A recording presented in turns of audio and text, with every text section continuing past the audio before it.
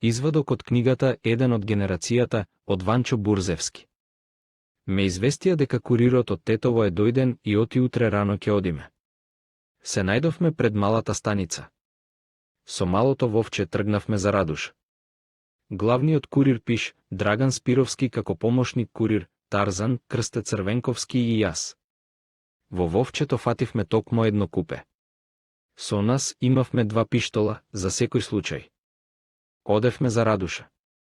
Еден како инженер, еден книговодител и 2 работници. Тоа ни беше изговор, зашто одиме во овој пограничен реон. Сме чуле дека бараат токму такви работници. Во возот поминавме добро. Само еднаш не легитимираа.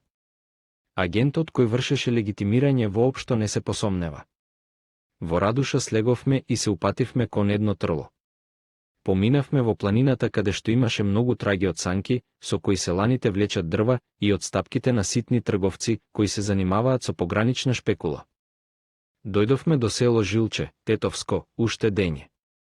Планот што го направија куририте, кои најдобро го познаваа овој терен, беше границата да се замине токму низ село.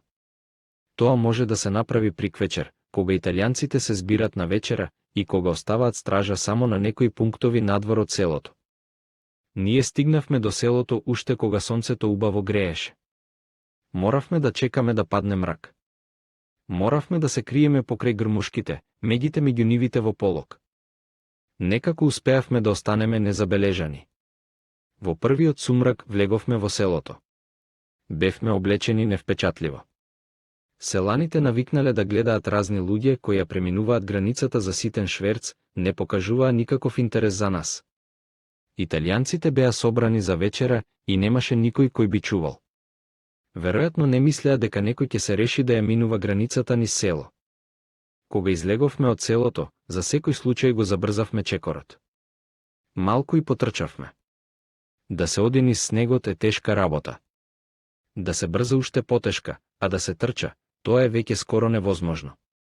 Но, кога веќе ја минавме границата, да се излагаме на опасност да бидеме фатени поради додатен напор, тоа никако не го сакавме. И трчавме низ полето. Веќе фати мрак. Немаше никаква опасност. Стигнавме во Тетово, таму имавме сигурна јавка и сигурно сместување.